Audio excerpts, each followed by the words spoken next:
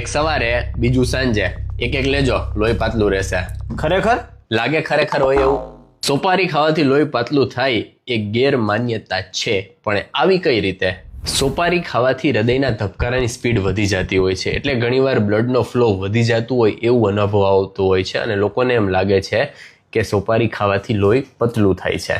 સોપારી વડે એરેકોલિન નામનો એક પદાર્થ છે એ શરીરમાં રિલીઝ થતું હોય છે, જે તમારા ધબકારા, બીપીની ઝડપ બધું વધારી દેતું હોય છે, જેને કારણે માનો કે તમે જાણે લીવર દબાવી રહ્યા છો હાર્ટનું, એવી અસર આવતી હોય છે. પણ તમે લીવર દબાવો છો એનો મતલબ એમ નથી કે એન્જિન સારું પરફોર્મન્સ આપે છે, એનાથી ગાડી ગરમ પણ થઈ જઈ શકે છે.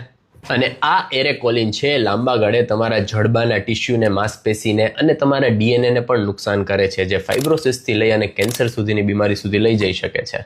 શેર કરી દો તમારા સોપારી ખાતા મિત્રોને, અને જો તમે ખાતા હોય તો લાઈક કરી દો.